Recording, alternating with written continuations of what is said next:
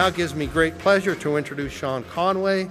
Sean Conway became the chair of OCE in October of 2010 and is a public policy advisor with Gowling, Lafleur, Henderson.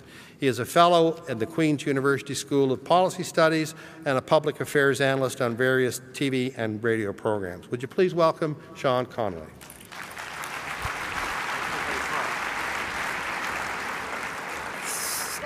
Thank you very much, Tom. Ladies and gentlemen, I'm delighted on behalf of the Board of Governors, Trustees at OCE Inc.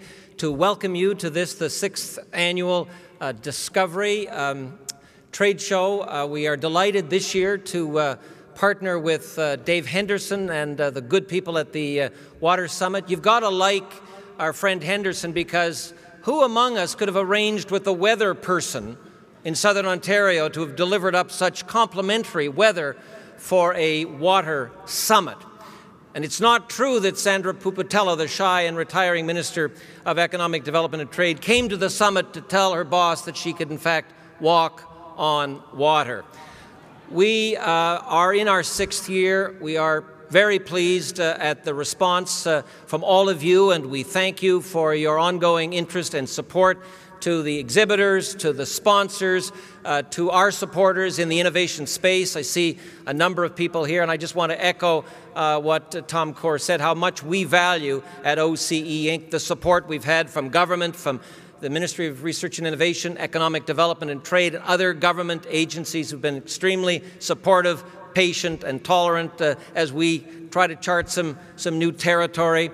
2011 is the year of the entrepreneur, and it's quite clear from what I see in front of me and around this exhibition hall that entrepreneurship and innovation continues to be very alive and well.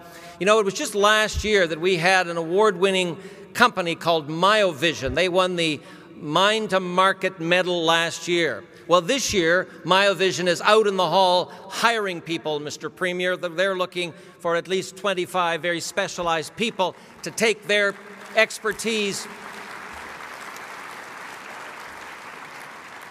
into not just the Ontario and Canadian economy, but across the globe. It is my singular pleasure today to introduce our featured speaker at lunch, a very, very good friend of Ontario Centres of Excellence, the former Minister of Research and Innovation. Dalton McGuinty was elected to the legislature in 1990 from Ottawa South. He is a chemistry grad from a very distinguished Ontario university. He is the son of both a nurse and a university professor. He is a very keen sponsor of and supporter of the innovation space. Dalton McGuinty, as Premier, has led the focus and attention and financial resources of his government to what we know as the Ontario Innovation Agenda, a $3.2 billion financial commitment to help not just celebrate but advance what we are here to look at and to celebrate at Discovery 2011. Will you, my friends, welcome the Premier of Ontario, the Honourable Dalton McGuinty.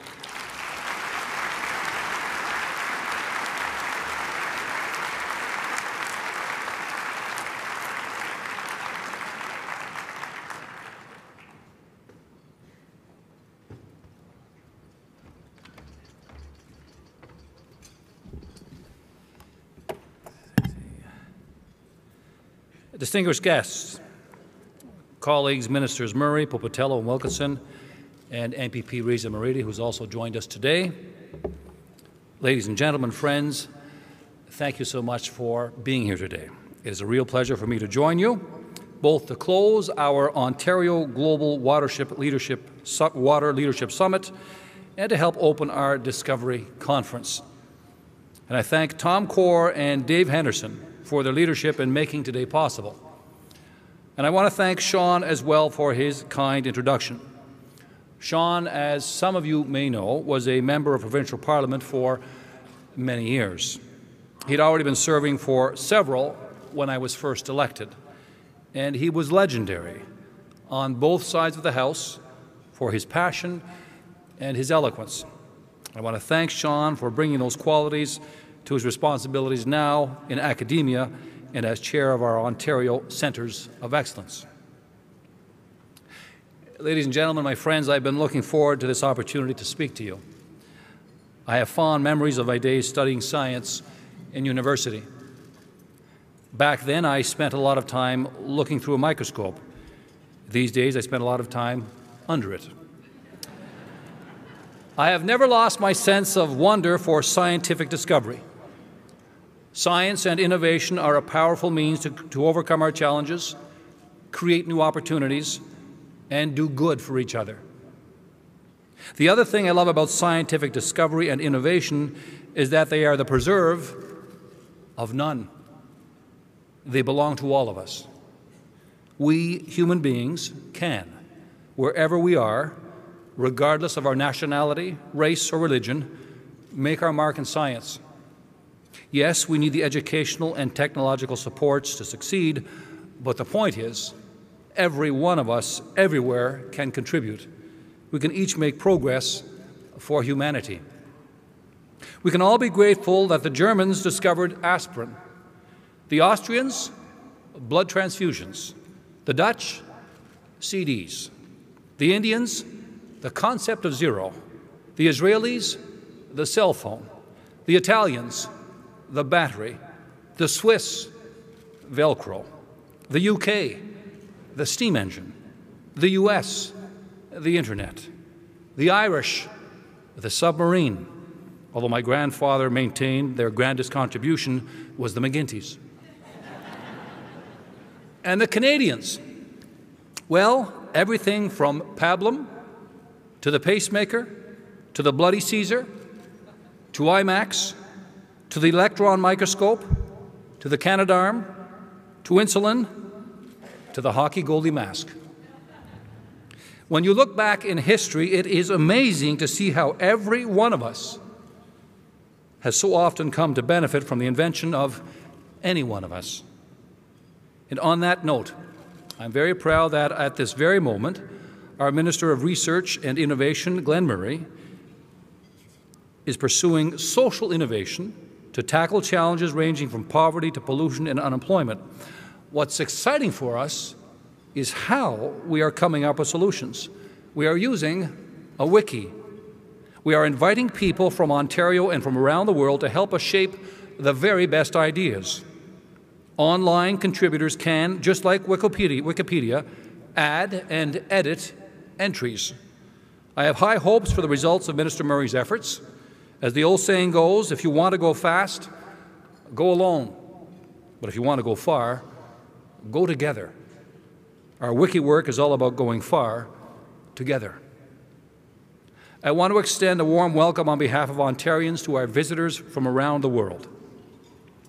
It was Socrates who once said, "I am not an Athenian or a Greek, but a citizen of the world."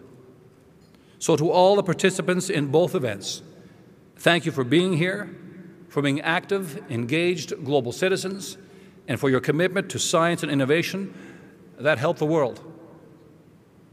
In Ontario, we're putting a special focus on water. Fast and furious floods garner a lot of media attention, as they should. These are traumatic events. They cause instant pain and dislocation. But there's something else we need to turn our minds to when it comes to water.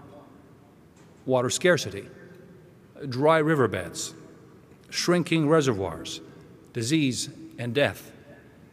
It's sobering and frightening. And it's not always in faraway places. In many of Canada's First Nations communities, water problems are painfully real. People everywhere have an innate understanding that water equals life. It's the source of all life. It sustains all life.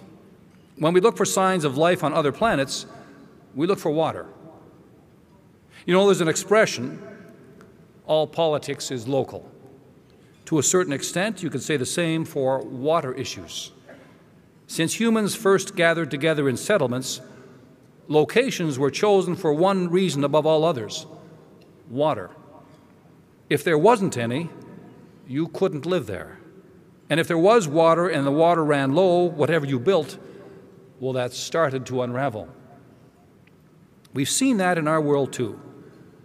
We've seen nations threaten war over river diversions. We've seen lives lost to drought. whether it's in Southeast Asia or Southwest America, whether it's Lake Baikal, the deepest freshwater lake in the world, or the Great Lakes, some of the world's largest lakes, water levels have dropped. The simple fact is, wherever we live, we have to get this one right. There's no substitute for water. There's no new supply coming online. What we have is what we've got. Here in Ontario, most of our fresh water was left behind when glaciers receded at the end of the last ice age. We have to hang on to what we have. We must all take responsibility for our water, even those of us with an apparent abundance. I'm fond of reminding people that the name Ontario means beautiful lake in a number of our Aboriginal languages. But the truth is that even here, where the Great Lakes St. Lawrence River Basin has blessed us with access to some 20% of the world's fresh water, we haven't always been good stewards of our resource. We haven't always protected it or our people. So we got to work when we formed the government. We passed the Clean Water Act in 2006, putting protective measures into place from the source to the tap. We set the highest standards for clean water in North America. We did this to keep our people safe, but it had collateral benefits. Ontario is now emerging as a water technology powerhouse. That's because setting higher standards forced us to innovate. As you all understand, regulation drives innovation. This has helped our water sector employ 22,000 people so far in over 1,000 companies.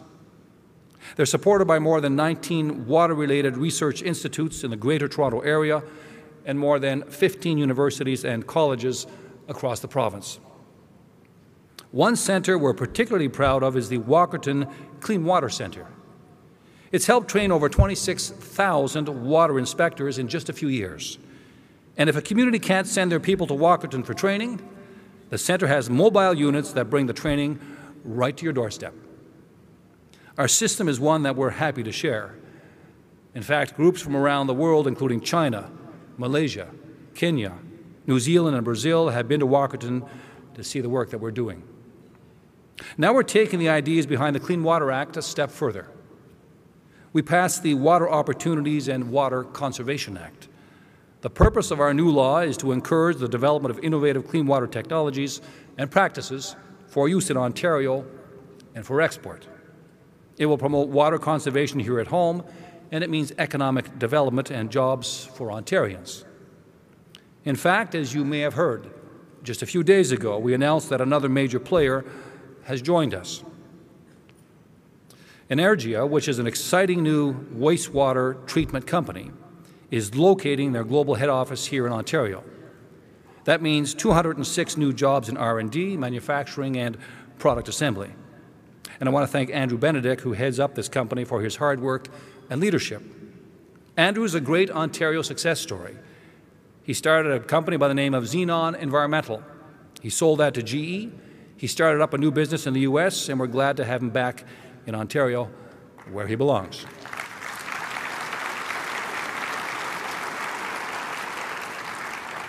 So, my friends, our plan is showing results, but that doesn't mean that we're letting up, because we know that when it comes to any technology, the race to innovate doesn't have a finish line. So recently, we've taken a number of steps to continue improving our efficiency and encourage more innovation in the sector.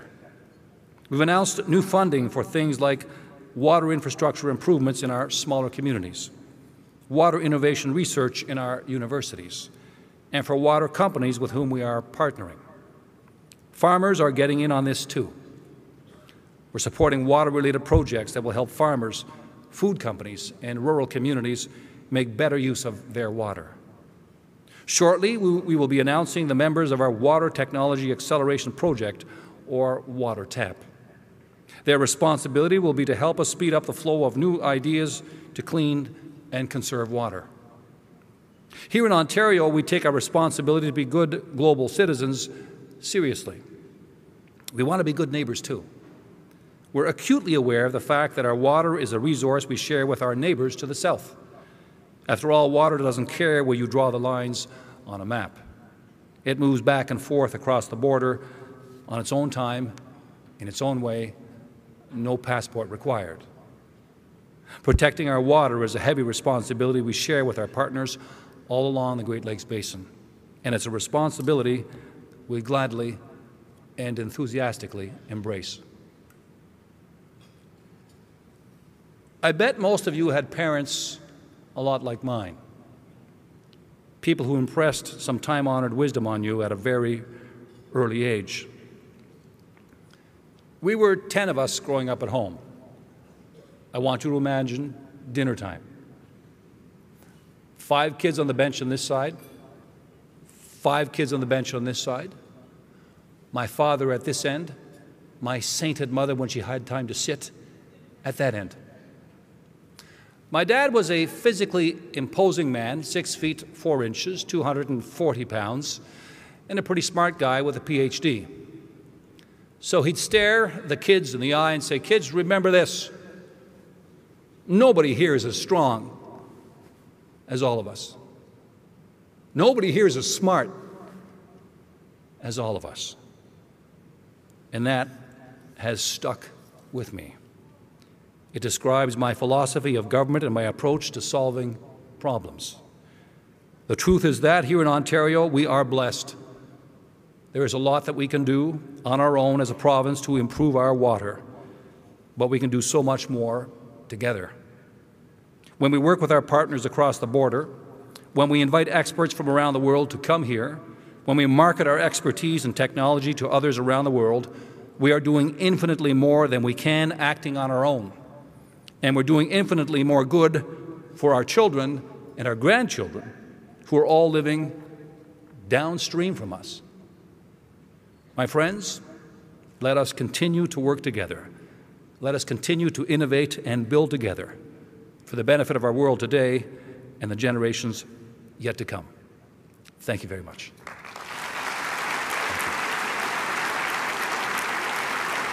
Thank you very much. Thank you.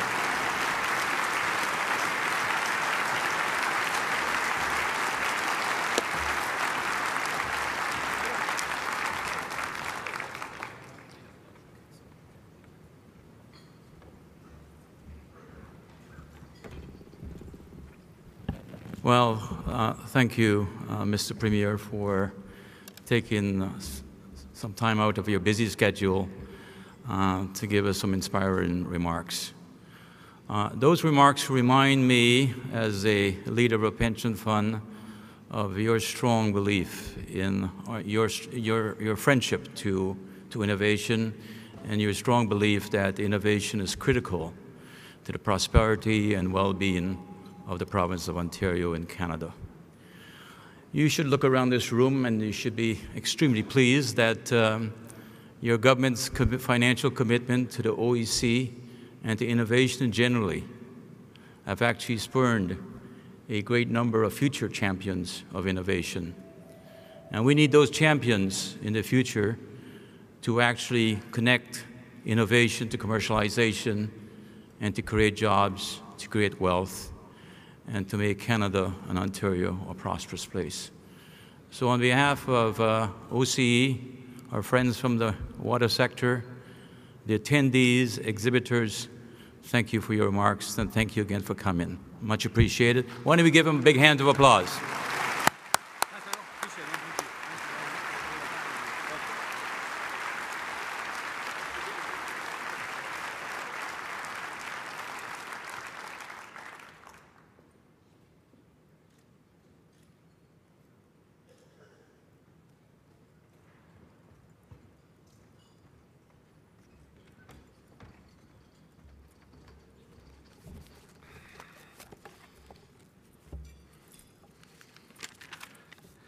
Thank you, Michael. And we have one more job for the Premier before he unfortunately has to leave us. So if I can get the Premier up here and David Henderson one more time to join me on the stage, I would very much appreciate it.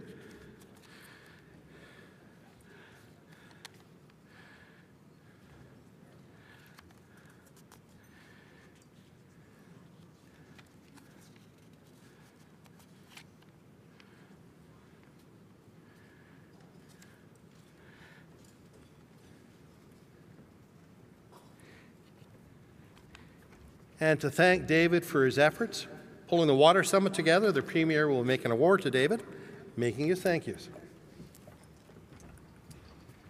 I want to take this opportunity on behalf of all assembled and all those whom we each in our own way represent. We have a fabulous cross-section here of people from our province and from other parts of the world, all of whom have a undying belief in our capacity to come together and do good things together by the means of science and innovation. Shakespeare talked about our capacity to see things with the mind's eye, which is this wonderful human ability, found in no other species, by the way, to imagine, to see beyond the here and now to the what could be. David Henderson is a busy guy. He has all kinds of continuing responsibilities, business-related, but he chose to be here. He chose to participate. More than that, he chose to lead. David, on behalf of all assembled, I want to thank you for everything that you've done to ensure that this, our very first Water Summit, has turned out to be such a fabulous success. I want to thank you for laying the foundation for its continuing success long into the future. Thank you very much.